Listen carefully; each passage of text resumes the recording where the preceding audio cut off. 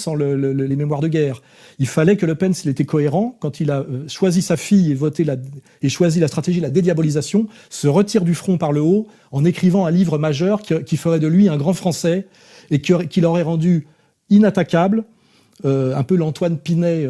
Alors, pendant 30 ans, Antoine Pinet va tenir le rôle du sage, celui auprès de qui les hommes politiques de tous bords aiment à se faire photographier, celui à qui l'on demande conseil, celui qui détient la formule permettant de conserver popularité et confiance.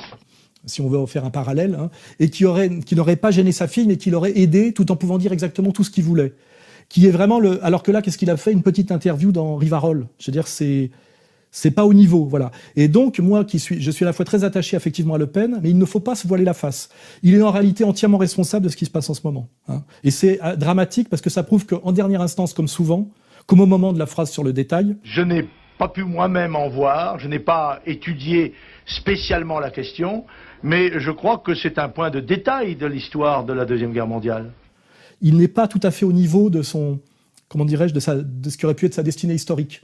Il y a toujours le moment où, pout, il va pas jusqu'au bout et il fait quelque chose qui n'est même pas, il se casse même pas la gueule, il fait un pas de côté. Hein, il assume pas jusqu'au bout. Hein. Je ne vais pas revenir sur le point de détail, mais la chambre à gaz est tout sauf un point de détail. Hein. C'est le, comment dirais-je, c'est le nouveau Golgotha. Une religion dont le credo, plus jamais ça. Sous-entendu, demain le mondialisme ou le retour d'Auschwitz, sert aussi d'anathème contre toute résistance patriotique, et où la chambre à gaz prend désormais la place du corps, introuvable, du Christ ressuscité. Et il le savait très bien, c'est autre chose qu'il voulait dire au moment où il a posé la question. Hein. Et tous les initiés le savent, y compris ses ennemis, et donc il a été puni.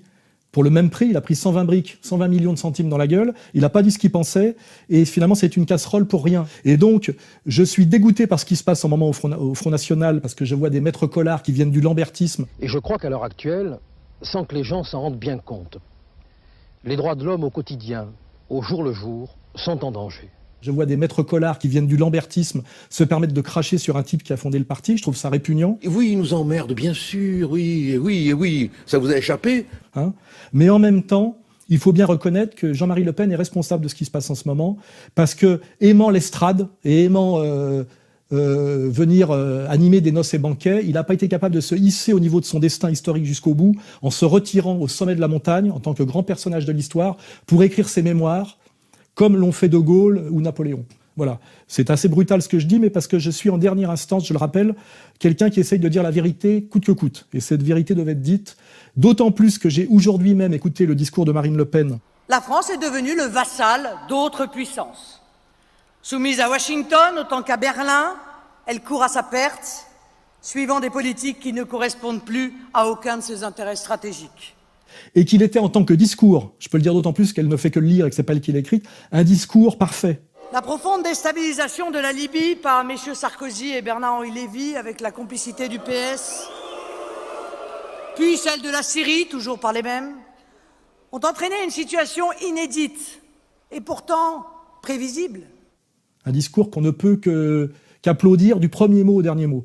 La seule chose que je dis, c'est quand on connaît ce qui se passe en interne au front, on voit très bien que la manière dont sont virées certaines personnes et cooptées d'autres font qu'il n'y a aucune chance que Marine, une fois au pouvoir, si tant est qu'elle l'atteigne, réalise ce projet de rupture radicale et quasi-révolutionnaire qu'elle annonce dans ses discours. On est un peu dans le Tsipras, là, vous voyez, le Tsipras de droite. Voilà. Et c'est ça qui est, à mon avis, triste. C'est que le discours est parfait, mais la manière dont le front s'organise en ce moment, quand on entend que Kuckerman dit que Marine est irréprochable. Derrière Marine Le Pen, qui est irréprochable personnellement, il y a tous les négationnistes, tous les vichistes, tous les pétainistes.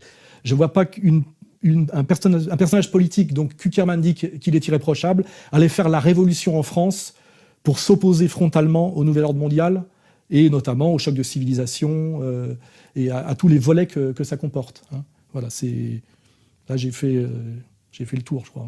Hein.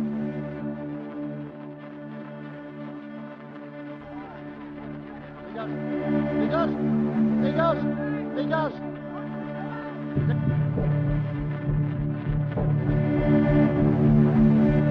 Alors ça, c'est le gros sujet, très très inquiétant. Il y a eu l'affaire Charlie, où on a vu un plan média planétaire se mettre en place du jour au lendemain pour justifier une politique de basse police c'est effrayant hein, quand les choses fonctionnent aussi massivement. On a là l'idée du complot, de quelque chose qui a été préparé, organisé, qui ne peut pas être spontané. Il faut quand même comprendre, quand on a une certaine culture, que des choses aussi qui explosent de façon aussi massive et instantanée sont toutes spontanées. Il peut arriver qu'une image, lorsqu'elle fait ainsi le tour du monde, ait cette vertu d'éveiller les consciences. Des petits-enfants qui sont morts sur des plages, il y en a plein. Il y a notamment ceux de Gaza qui étaient en plus déchiquetés. Ça n'a pas conduit la communauté internationale à dire qu'il fallait immédiatement créer un État palestinien souverain et indépendant. Vous voyez ce que je veux dire ? On a des petites filles chrétiennes décapitées en Syrie, en Irak et ailleurs par des types de Daesh toute la journée. Ça n'a pas empêché Fabius de continuer à les soutenir. Monsieur Bachar al-Assad ne mériterait pas d'être sur la terre. Plus Sarkozy, plus en fait tous les partis politiques, excepté le Front National. Hein. Donc l'instrumentalisation de ce bébé mort est typiquement une escroquerie politico-médiatique qui renvoie à la stratégie des French Doctors, c'est-à-dire quelque chose que nous avons inventé dans les années 70 avec l'ignoble... Des enfants français, c'est-à-dire, ils savent que tout le circuit est passé par l'éducation nationale, par la poste, par tous ceux qui nous ont aidés, et que chaque fois c'était un enfant parmi les 13 millions de Français. L'ignoble Kouchner en premier lieu, c'est-à-dire de jouer sur l'émotionnel pour appuyer la géopolitique impériale américano-sioniste. C'est le couronnement du grand élan de solidarité de nos écoliers vers les enfants de Somalie.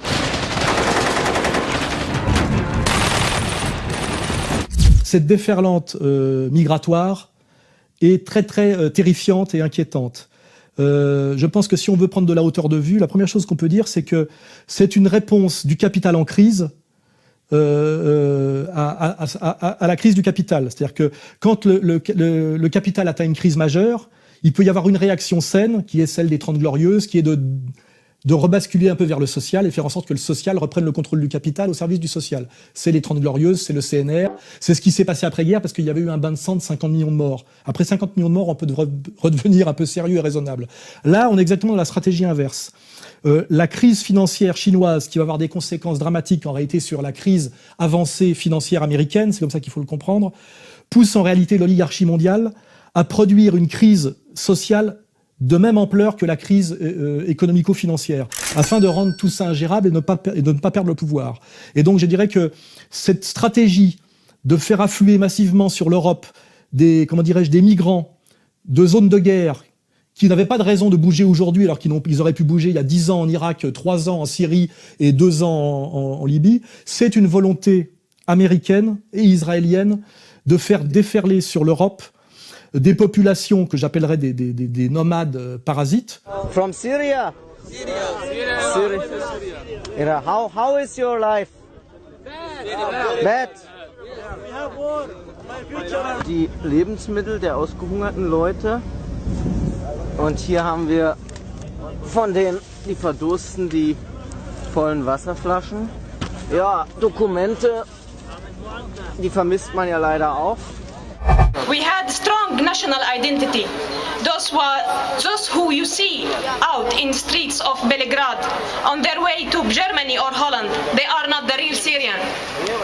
Don't misunderstand me. I love my people. But my people, those who are fighting for Syria, for our homelands, they are not refugees. They are economically motivated immigrants. Afin d'empêcher tout sursaut national, quel qu'il soit, et toute cohérence populaire de défense contre la loi ultra-violente du capital en phase de chaos. Hein.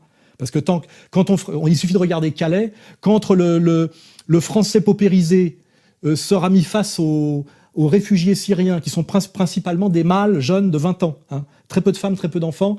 On horizontalisera les tensions et on empêchera donc un peuple, quel qu'il soit, de s'unir pour lutter contre le capital. Et là, on est bien dans le titre de mon livre, Demain la gouvernance globale ou la révolte des nations. C'est une stratégie de migration accélérée avec la collaboration de toutes les élites politiques européennes et de tous les médiatiques et des artistiques, qui sont toujours des collabos de tous les pouvoirs.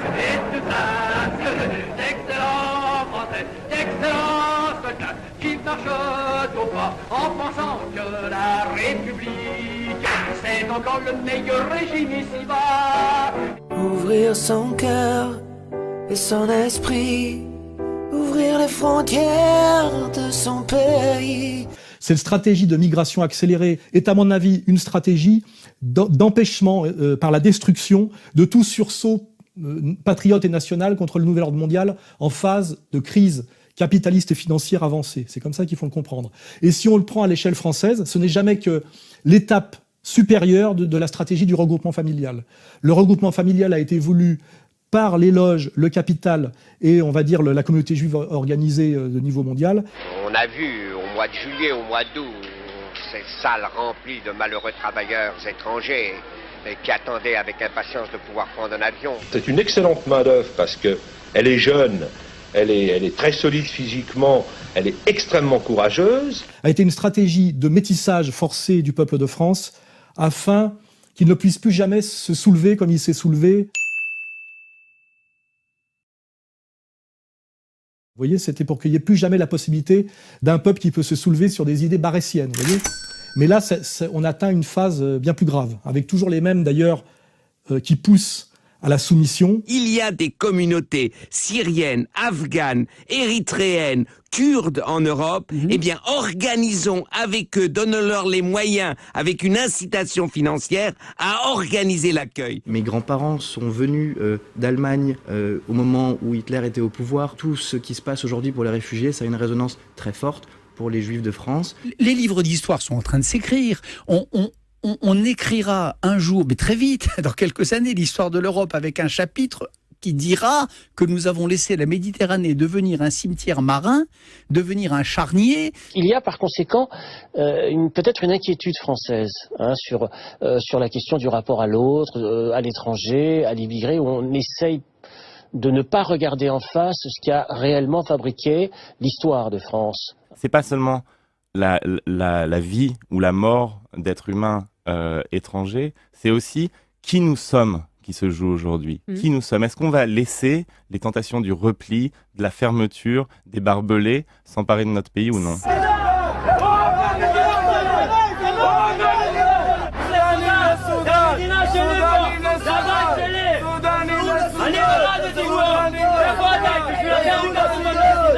אנחנו גזענים כדי לרצות לשמור על החיים שלנו ועל השפיות שלנו. אז אני גאה בלהיות גזענית. אני גאה בלהיות גזענית. אם אני גזענית בשביל לשמור על החיים שלי, אז אני גאה. ישראל איננה אדישה לטרגדיה האנושית של הפליטים מסוריה וגם מאפריקה. אבל עם זאת, ישראל היא מדינה קטנה מאוד. אין לה עומק דמוגרפי ואין לה עומק גיאוגרפי. ולכן אנחנו חייבים לשלוט על גבולותינו. גם נגד מסתנני עבודה בלתי חוקיים וגם נגד מחוללי טרור.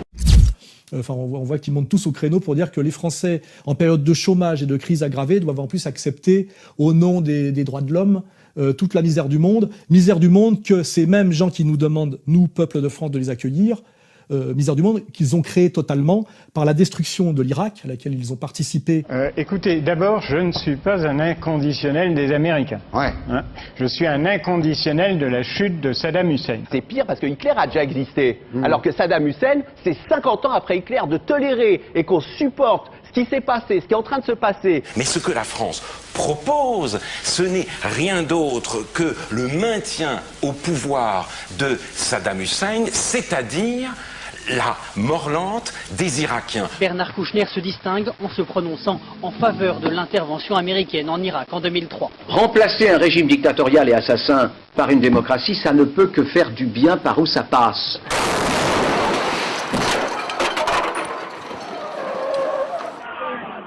Allahu Akbar. Allahu Akbar. Allahu Akbar. Irak, puis Libye, puis Syrie. Aujourd'hui, il faut bloquer les colonnes infernales qui sont en train de marcher sur Benghazi et qui vont créer un bain de sang. Kadhafi ne doit pas gagner, car si Kadhafi gagne, c'est la fin de tout espoir de démocratie dans beaucoup de régions.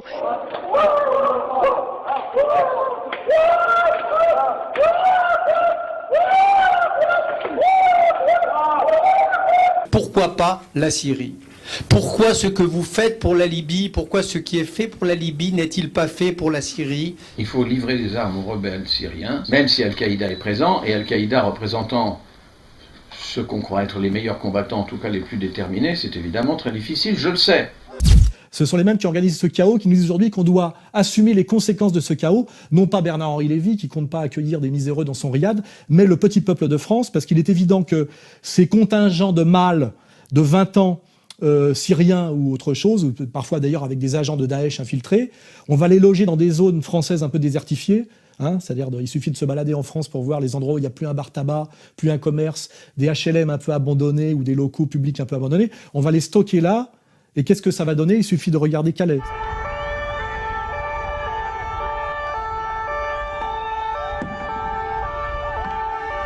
They're in danger every day, every minute. They're coming inside with the police. They want to kill each other. We don't know what to do. You have to do something. Someone has to protect us. They are in our houses. And please, show some respect in the country you guys live. Respect us. We live here 1,000 years and we plan to live here. And don't make us become extremes. Get out, please. It's a private property. You guys are violating your private property. Respect Greece. This is Greece. Ça va donner de la guerre civile généralisée bien horizontale. Hein. Donc on voit bien effectivement qu'il y a un projet de chaos et une gestion collabo du chaos programmé par toutes nos élites instituées. C'est le devoir de la France. La France où le droit d'asile fait partie intégrante de son âme. Il s'agit de recevoir dans de bonnes conditions ceux qui demandent l'asile. Et l'asile est un droit. Et aujourd'hui, la France n'est pas submergée. Il y a l'urgence. Il y a des gens qui sont abandonnés sur les routes, qui sont sans aucun recours. Leurs droits doivent être respectés. Il y en a qui relèvent de l'asile et qui demandent l'asile. Les procédures donc doivent être mises en œuvre. Elles le sont. La grandeur de la France, c'est d'avoir accueilli de grands artistes qui ont façonné sa culture.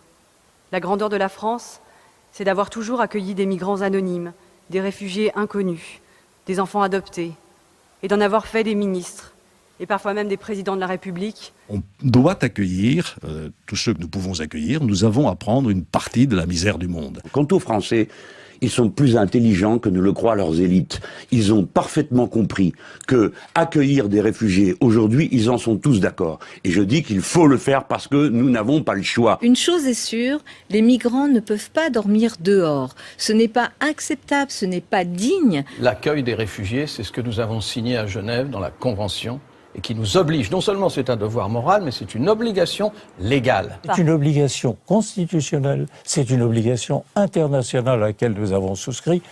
Et disons-le, c'est l'honneur de la République. Mais si on est de gauche, si on est socialiste, même si les Français ne sont pas d'accord, c'est une cause humanitaire qu'il faut porter. Il faut le faire, il faut absolument les faire entrer. La clé, c'est de créer les conditions de l'accueil et j'y travaille. Au cas par cas, il y a des gens qui sont peut-être dans ces migrants qui viennent d'arriver, les futurs Montaigne. Et que là, on a vraiment, on se rapproche du camp des saints. On a vraiment un pays qui est la France, qui n'est plus en voie d'affaiblissement, dont la réponse pourrait être ma stratégie réconciliation nationale. Là, on est dans une phase de submersion et de chaos ingérable et qui va produire, à mon avis, des milices, de la violence pure, des viols, des prédations, etc. Et je pense que c'est ce chaos-là que veut le capitalisme du chaos pour pouvoir se maintenir. Voilà, c'est la stratégie du chaos généralisé. Et c'est la France est en danger de mort, là, c'est clair et net. Et ça, ça correspond à tout ce que j'annonce depuis des années. Et je suis assez terrifié d'avoir raison à ce point-là. Ça va même au-delà de ce que je pensais dans la violence du projet. C'est un projet ignoble et qui est en train de se mettre en place sous nos yeux.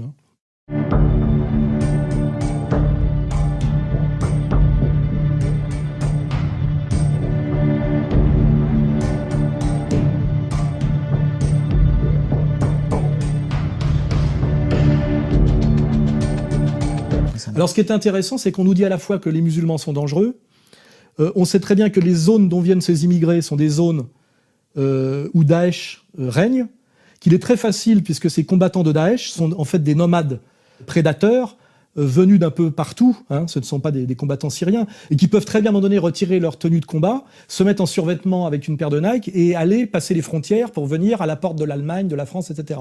Donc on prétend à la fois lutter contre le danger du terrorisme islamique, et par l'ouverture de nos frontières à toutes ces masses incontrôlables, on laisse passer, en même temps qu'on fait Vigipirate et qu'on emmerde les gens comme moi, tous les terroristes potentiels déguisés en réfugiés. Ce droit d'asile, qui dit les valeurs de la France, vous le faites vivre.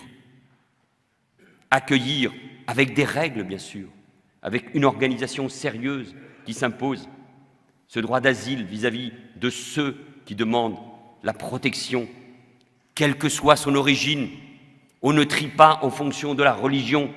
On accueille les chrétiens, les musulmans, les yazidis. On ne trie pas.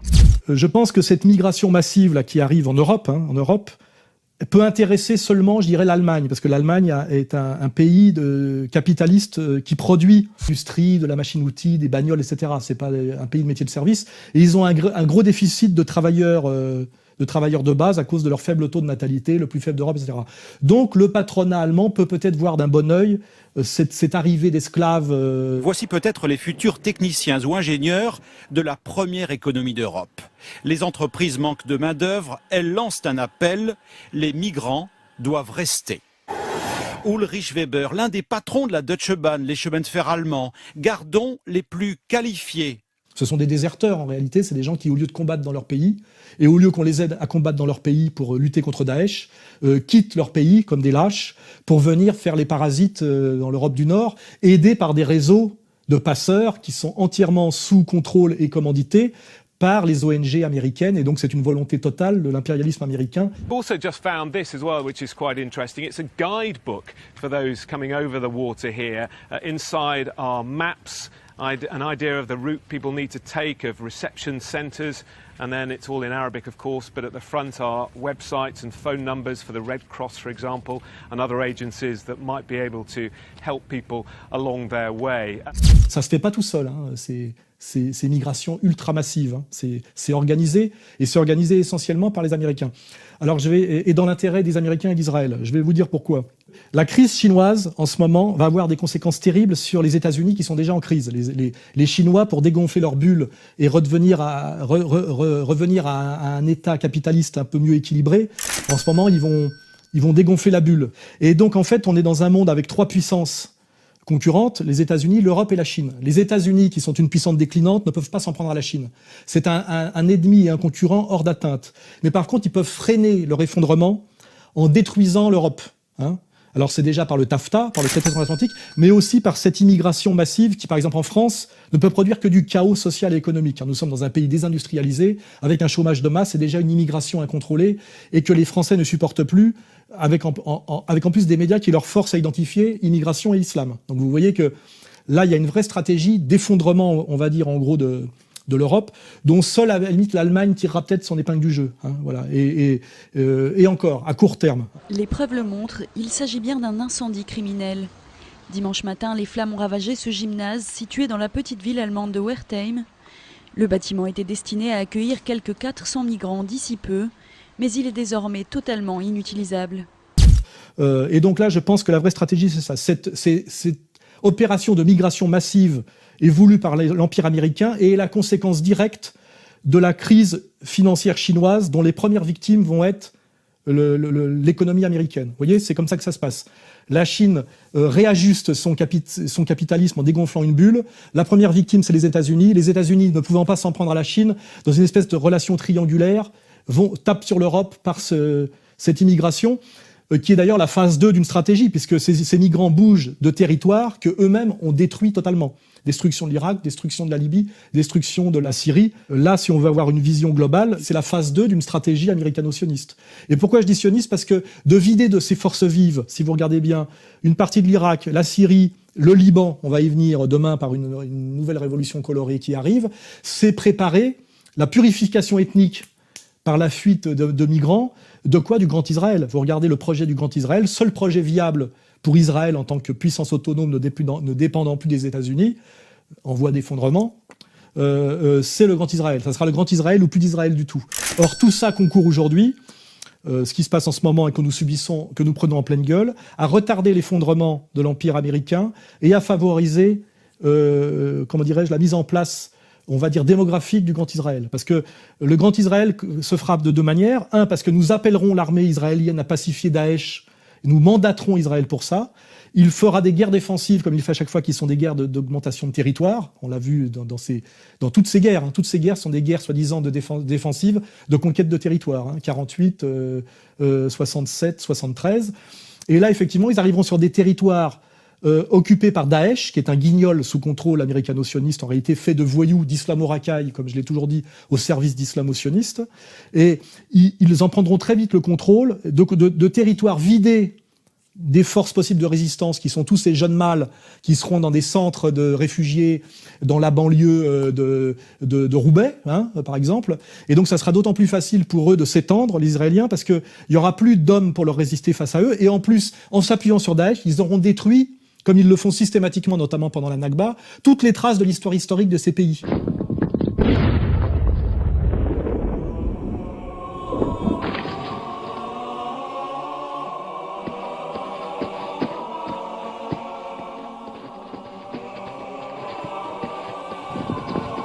Ethnic cleansing is an ideology that wants to get rid of one ethnic group in its entirety from the place where it lives. The second stage of ethnic cleansing is to erase these people from the place's history.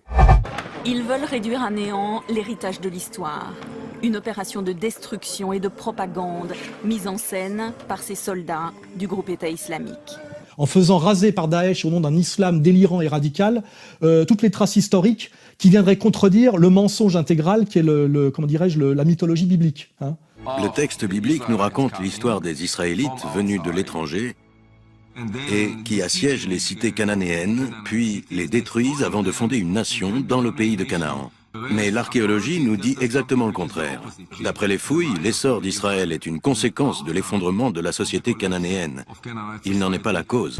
Toute l'histoire biblique est un projet politique, certes, une mythologie, mais une escroquerie historique. Ça n'existe pas. Donc la stratégie d'Israël, c'est toujours de détruire les histoires moyen-orientales qui montreraient qu'en fait, les Juifs n'ont aucune histoire dans la région. Aucune histoire glorieuse ou grande qui aurait valu qu'elle soit racontée par des scribes égyptiens, assyriens ou babyloniens. Ça, c'est la réalité. Voilà. Donc là, je vous ai fait quand même une analyse globale en prenant de la hauteur.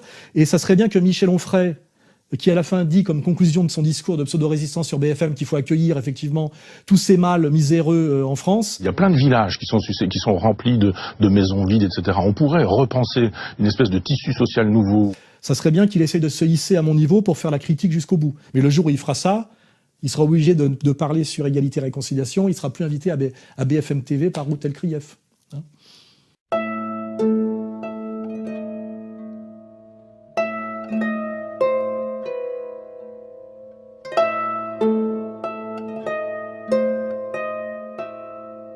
Alors c'est comme le début de la crise syrienne.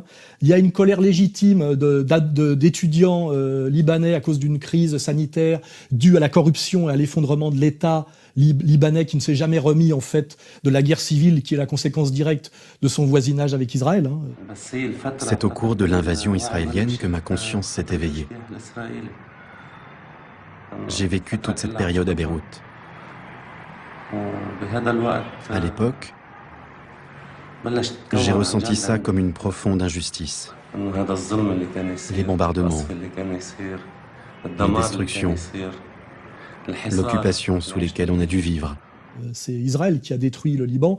Tous les Libanais que j'ai rencontrés, y compris les anciens pro-Gemayel qui ont fait le sale boulot, savent effectivement que la pire chose qui soit jamais arrivée au Liban, qui était la Suisse du Moyen-Orient, c'est d'être un voisin d'Israël et en même temps une puissance bancaire, un pays très développé et multiconfessionnel. Le Liban est une introduction privilégiée à l'histoire plurimillénaire du Proche-Orient. Au carrefour des influences historiques, il fait la jonction entre l'Orient et l'Occident méditerranéen, qui ne cessent de communiquer et d'échanger depuis la plus haute antiquité. C'est le seul pays qui a pu intégrer 17 communautés religieuses. Une juive, 6 chrétiennes rattachées à Rome, 5 musulmanes sunnites, chiites, druzes, alaouites, ismaéliens. Les églises catholiques font bon ménage avec les nombreuses mosquées, temples et lieux de culte. c'était un exemple, un rival et un exemple possible, vous voyez. Et donc, le Liban continue à être attaqué et détruit, en fait, par Israël, par ricochet. Là, on voit bien que c'est par la stratégie des révolutions colorées. Il suffit de regarder qui instrumentalise. Et on voit bien, effectivement, que tous les pays frontaliers d'Israël sont détruits soumis et détruits les uns après les autres, afin, effectivement, de permettre l'extension de la puissance israélienne et voire l'extension territoriale israélienne. Et ce qui est triste, c'est que les seuls qui résistent à peu près de façon cohérente au Liban, c'est Nasrallah, avec une alliance d'ailleurs avec le général Aoun, et qu'on leur met dans la gueule, par exemple, Daesh. Derrière ces montagnes, à la frontière syrienne, le Hezbollah affronte les djihadistes d'Al-Nosra et de l'organisation de l'État islamique. Le Hezbollah, qui contrôle cette région, a appelé les clans à former des mouvements armés pour l'aider dans sa lutte contre les djihadistes. Car l'armée nationale dispose de moyens limités, et dans cette zone qui échappe au contrôle de l'État, tout le monde est armé depuis toujours. On prend toujours des islamo-racailles pseudo-sunnites pour lutter contre des musulmans cohérents qui ont la même vision du monde que Sheikh Imran Hossein. Ils ont bien compris que le vrai combat, je dirais, sacré, devait être les vrais musulmans avec les vrais chrétiens. And so Russia has a tryst with destiny. And that tryst with destiny is to ally itself with the world of Islam, to liberate the Holy Land, and to bring back justice and peace to the Holy Land, when truth will triumph and a Christian-Muslim alliance will achieve that success. This is the time for Muslims and Christians, Orthodox Christians, to hold hands together, reach out, to hold hands with each other. Les vrais musulmans et les vrais chrétiens unis contre les satanistes, en réalité, c'est-à-dire le monde vétérotestamentaire judéo-protestant, et c'est-à-dire le monde américano-sioniste. C'est l'analyse de Sheikh Imran Hossein, c'est la mienne, c'est celle de Nasrallah, et c'est même celle qui se met en place discrètement dans la tête et dans la politique de Poutine, si on regarde son évolution ces dernières années. Parce qu'à la limite, il y est contraint. Voilà.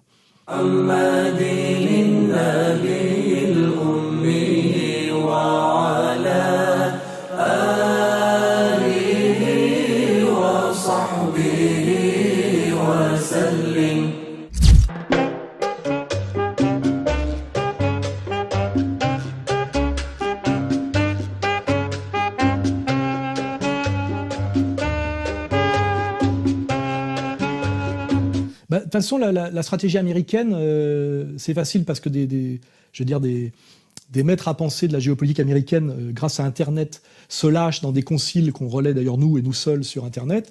L'idée des Américains, c'est de n'avoir aucun rival de son échelle. C'est de jamais de détruire personne, mais toujours d'affaiblir tout le monde. Maintaining control of the sea and control of space is the foundation of our power. The best way to defeat an enemy fleet is to not let it be built. The way the British managed to make certain that no European power could build a fleet was to make sure the Europeans were at each other's throats. The policy that I would recommend is the one that Ronald Reagan adopted toward Iran and Iraq. He funded both sides so they would fight each other and not fight us. Donc on voit très bien qu'à un moment donné, il y a eu le sursaut chaviste en Amérique latine et qu'il a fallu que les Américains y répondent. Et ben pour ça, ils ont tué Chavez avec du polonium, comme les Israéliens l'ont fait pour Yasser Arafat. First, they found abnormally high amounts of polonium-210 in Yasser Arafat's clothes. Now, they've discovered a high presence of the radioactive substance inside his bones. Swiss scientists produced this 108-page report after an exhumation of Arafat's body last November. The scientists say their data clearly favors polonium poisoning of Palestine's historic leader, with up to 83% confidence. Les experts français viennent de rendre leur conclusion. Ils ne croient pas à la thèse de l'empoisonnement de Yasser Arafat. Ils ont tué Chavez avec du polonium. Et puis après, ils se sont dit, on va casser l'axe principal qui est l'axe Venezuela-Cuba, en se réconciliant à minima avec Cuba. Une simple lettre qui tourne la page d'un demi-siècle d'histoire. Entre les mains du représentant cubain, le courrier signé de Barack Obama rétablissant les relations entre les États-Unis et Cuba. Une victoire très politique pour le président américain. Ici aux États-Unis, nous constatons un grand enthousiasme des Américains qui veulent visiter Cuba, des entrepreneurs américains qui veulent faire affaire à Cuba et des universités qui veulent établir des partenariats avec Cuba. Et on propose un pacte de réconciliation avec Cuba, on casse un axe majeur de résistance. Après, on affaiblit d'ailleurs... Elle affiche un air serein, mais l'avenir ne semble pas être des plus souriants pour Cristina Kirchner. L'accusation portée contre la présidente argentine pour entrave à la justice a été validée par le procureur Gerardo Policita via ce communiqué. Une accusation formulée à l'origine par un autre procureur, Alberto Nisman, retrouvé mort dans des conditions mystérieuses le 18 janvier dernier. Le magistrat assurait que le pouvoir argentin avait mis en place un plan visant à protéger l'Iran, soupçonné d'avoir commandité un attentat antisémite dans la capitale argentine en 1994.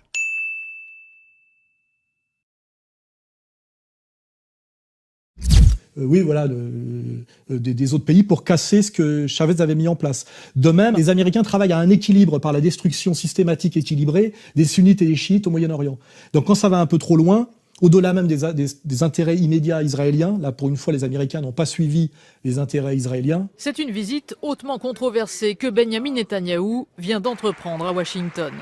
Un voyage qui n'a pas reçu l'aval des États-Unis. Et pour cause, Israël vient dicter sa ligne sur l'accord que Téhéran et Washington doivent signer sur le nucléaire iranien. Je reconnais que le Premier ministre Netanyahou est en complet désaccord. Je ne doute pas de sa sincérité. Mais je crois qu'il a tort. C'est intéressant à faire remarquer. Ils se sont réconciliés avec l'Iran parce qu'ils n'ont aucune raison d'être fâchés avec l'Iran. Je rappelle que la demande permanente de l'Iran était en gros comment dirais-je, de ne plus être fâchés avec les États-Unis. C'est pas un problème pour eux. Ils ont une longue histoire à travers l'époque du Shah d'Iran de pacte de coopération totale avec les Américains. President Kennedy and the Shah agree on the value of continued assistance to Iran's economic development program. I bring with me the heartfelt greetings of my countrymen to your people. Il y a eu la parenthèse de la révolution islamique, mais les élites religieuses chiites iraniennes qui sont aussi les élites économiques, faut pas oublier, faut bien comprendre que c'est le pouvoir religieux et économique est le même en Iran, c'est ce qui fait la force de l'Iran, mais c'est aussi ce qui fait qu'il faut comprendre que ce sont des religieux très réalistes, et en fait ils ne souhaitaient qu'une réconciliation avec les États-Unis qui acceptent qu'ils soient une puissance régionale. L'Iran est un peu au monde, je dirais, eurasiatique, ce que la France est au monde occidental. Une puissance régionale fondamentale, mais qui ne peut jamais être une puissance première. Vous voyez, c'est un peu on a un destin commun, enfin un destin parallèle. Voilà. Et en fait, les Américains n'ont aucune raison d'empêcher l'Iran d'exister localement et de revendiquer simplement d'arrêter qu'on les détruise et qu'on les harcèle et qu'on leur fasse des embargos, justement parce que ça permet effectivement de contenir un peu Daesh, qu'ils ont aidé au départ, mais qu'ils ont un peu de mal à contrôler. L'Iran est tout simplement incontournable dans cette région du monde. Regardez, malgré les sanctions, l'Iran est déjà engagé militairement au Yémen. Il est également engagé en Irak, où il lutte contre l'un de nos ennemis, le groupe État islamique. Il est aussi engagé en Syrie, où là, il soutient plutôt l'un de nos ennemis, le président Bachar el-Assad. Et c'est d'ailleurs ce qui inquiète les autres pays de la région. L'Arabie Saoudite, mais aussi Israël. Avec la levée des sanctions, l'Iran va récupérer d'ici un an un trésor de guerre de 130-150 milliards de dollars. Et pourquoi faire ?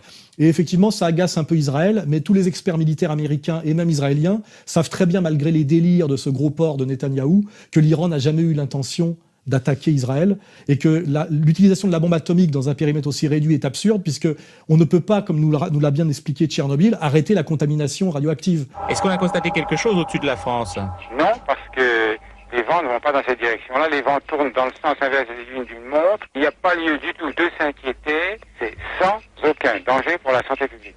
20 ans plus tard, la France découvre sur son territoire, en particulier en Corse, la présence de malades atteints de cancer de la thyroïde.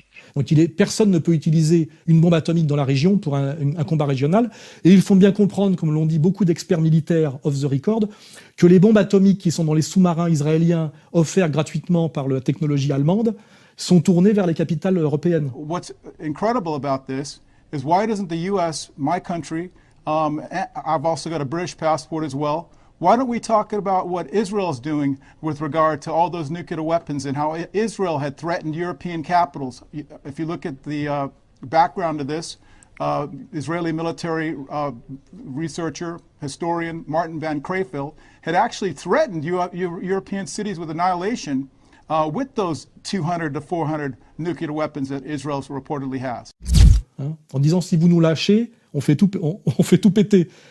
En fait, les Israéliens nous menacent, nous, avec leurs forces atomiques. Ils ne peuvent pas se permettre de tirer une bombe atomique sur le Liban, la Jordanie ou quoi que ce soit. Il suffit de regarder la profondeur stratégique d'Israël et la région. Voilà. Donc en réalité, de vouloir détruire l'Iran sous prétexte que l'Iran menaçait atomiquement Israël est un mensonge et du théâtre Netanyahou, qui n'est validé ni par les élites militaires israéliennes, ni par les élites et les experts américains. C'est pour ça qu'il n'y avait aucun problème, finalement, pour que l'Amérique se réconcilie avec l'Iran. Ce qui est dommage, c'est que nous, on nous avait demandé, en tant que bons chiens d'attaque et bons chiens soumis à l'impérialisme américano-sioniste, d'être en pointe sur ce combat anti-iranien. Il est le premier à avoir pris la parole devant la presse. Laurent Fabius a annoncé que l'Iran et les 6 puissances mondiales n'étaient pas tombés d'accord. Pourtant, les négociations ont été intenses durant 3 jours et l'optimisme s'est même mis à gagner toutes les parties. Alors sur quoi les discussions ont achoppé? Pour la presse iranienne et certains diplomates français, Laurent Fabius s'est opposé à un accord. Ce qui nous a valu de perdre le marché Peugeot, etc., de perdre sans doute le marché atomique. C'était nous qui avions fourni l'atome du temps du Shah. On avait un peu la main sur le destin atomique civil de l'Iran. Et que la conséquence de tout ça, c'est qu'on a fait le tapin et le sale boulot. Et que les Américains se sont réconciliés dans notre dos avec les Iraniens et qu'on va perdre tout